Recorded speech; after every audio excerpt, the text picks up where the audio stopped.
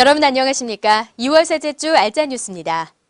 이번 주에는 스페인 바르셀로나에서 열리는 세계 이동통신산업 전시회 소식이 뜨거운데요. 이 소식 잠시 후에 자세하게 전해드리고 먼저 한 주간의 주요 뉴스부터 알아보겠습니다. 인텔 샌디브리지 칩셋 설계 오류로 국내 CPU 시장에서 AMD의 점유율이 상승하고 있습니다. 지난 2월 둘째 주 온라인 CPU 시장에서 AMD의 판매량 점유율은 48%로 전주 대비 5%가량 상승했는데요. 이는 요즘 1년간 가장 높은 수치로 인텔과의 차이는 불과 4% 수준입니다. 엔비디아는 이번 모바일 월드 콩그레스에서 세계 최초 쿼드코어 모바일 프로세서 칼L을 깜짝 공개했습니다. 아이폰 5와 아이패드 2 출시 소문이 많은데요. 모바일 월드 콩그레스에 참석한 통신 관계자들에 의하면 2분기에 미국과 같은 시기에 국내에 판매되며 복수의 국내 이동통신사를 통해 출시될 것이라고 합니다.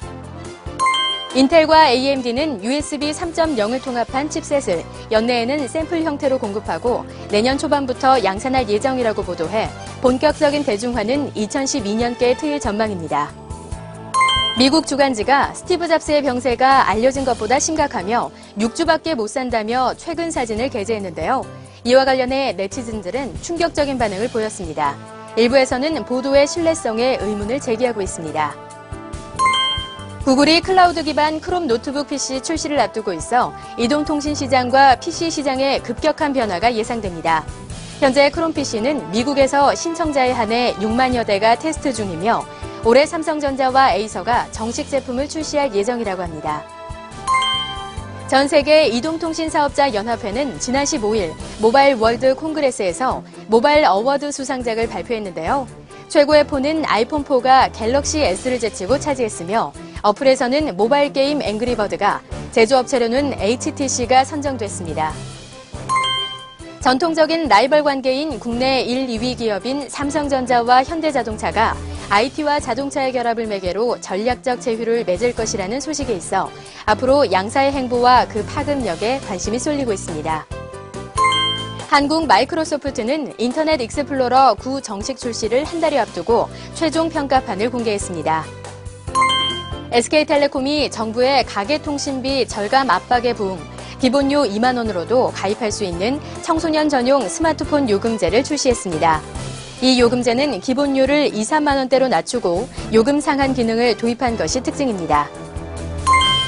네이버가 스마트폰용 메신저 네이버 톡을 출시하면서 카카오톡과 다음에 마이피플, SK커뮤니케이션즈의 네이트온 UC와 더불어 모바일 메신저 시장에서 격돌할 것으로 예상됩니다. 국내 최대 인터넷 커뮤니티인 DC인사이드가 5억 5천만 원의 인터넷 팩토리에 매각됐습니다. 이와 관련해 서비스에 별도의 영향이 없을 것이라는 공지는 있었지만 네티즌들의 반응은 뜨겁기만 합니다.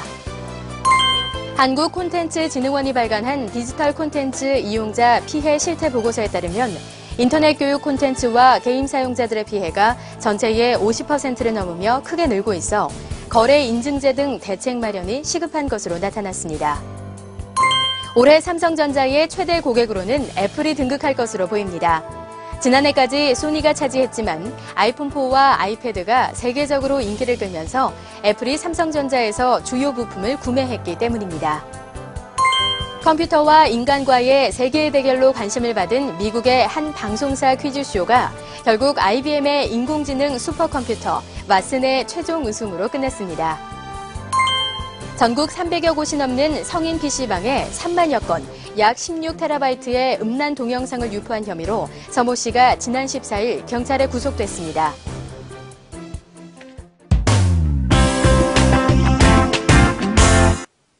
앞에서 말씀드렸듯이 세계 최대 규모의 이동통신 전시회인 MWC, 모바일 월드 콩그레스가 스페인 바르셀로나에서 열렸는데요.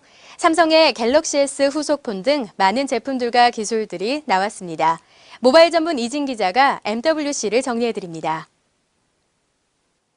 2011년 가장 기대되는 것은 보급형 스마트폰의 출시입니다. 월스트리트 저널은 지난 14일 암호명 N97이라는 보급형 아이폰이 기존 아이폰 4 대비 크기나 가격이 절반 수준일 것이라 보도했습니다. 삼성전자 역시 MWC 2011 기자 간담회 자리에서 $150에 불과한 저렴한 단말기 출시를 언급했습니다. 이런 저가형이라면 굳이 약정까지 하며 단말기를 구입할 필요가 없으므로 올해 관련 제품이 출시된다면 피처폰 시장을 더욱 거세게 위협할 것으로 보입니다. 스마트폰은 피처폰에 비해 크기가 커 여성에 비해 남성 사용자 수가 많았습니다. 그러나 단말기 그립감 향상의 핵심이라 할 수 있는 두께가 얇아지며 여성 사용자가 늘어날 것으로 전망됩니다. 가장 기대되는 제품은 삼성전자의 두 번째 갤럭시 S폰입니다. 8.49mm의 얇은 두께는 스마트폰을 바라보는 여성들의 시야를 바꿔놓기에 충분합니다. 구글의 안드로이드 2.3 버전 발표 후 NFC 관련 이야기들이 자주 등장하고 있습니다. NFC는 10cm 이내 거리에 있는 단말기끼리 무선으로 통신을 할 수 있는 기술입니다. 이를 통해 사용자는 버스나 지하철을 타거나 상점에서 결제를 할 때 휴대전화만 단말기에 가져다 대면 됩니다. 애플 역시 아이폰 5에 NFC 칩을 넣는다는 루머가 있는 만큼 향후 휴대전화가 지갑을 대신하는 시대가 올 것으로 예상됩니다. 마이크로소프트가 스마트폰 시장에서 밀려날 것이라 예상한 사람은 거의 없었습니다. 아이폰이 출시되기 전만 해도 우리나라에서는 윈도우 모바일 스마트폰이 주류였는데요. 아이폰과 안드로이드 폰 경쟁이 굳어지며 윈도우 모바일은 설 곳을 잃었습니다. 이를 타개하고자 마이크로소프트는 노키아와 전략적 협력을 체결했는데요. 신비한 운영체제를 이용하던 노키아가 자사 스마트폰의 주력 라인을 윈도우 폰 7으로 급선회하기로 발표한 것입니다. 노키아가 단말기 판매를 담당하게 되면 마이크로소프트 역시 운영체제 시장 점유율을 끌어올릴 수 있다는 전략입니다. 7인치 태블릿 정책을 고수하던 삼성전자가 10인치대로 방향을 바꾸었습니다. 스티브 잡스 애플 CEO의 예언처럼 전화 기능 없는 대형 디스플레이가 태블릿의 주요 포인트라는 점에 삼성전자가 동의한 듯한 인상입니다. 아이패드 두 번째 및 세 번째 제품 출시를 앞두고 있는 만큼 올해 태블릿 시장 경쟁의 향방이 기대됩니다. 국내 통신업체들이 LTE 주도권 잡기에 본격 나선 것도 주목할 만합니다. SKT와 KT가 LTE 기술을 시연하고 삼성전자와 LG전자, 모토로라 등이 이를 지원하는 스마트폰 및 태블릿을 선보였습니다. 4G 경쟁에 나섰던 모바일 YMAX가 LTE에 밀린 듯한 인상입니다. LTE는 올 하반기 국내에서 상용화될 예정입니다.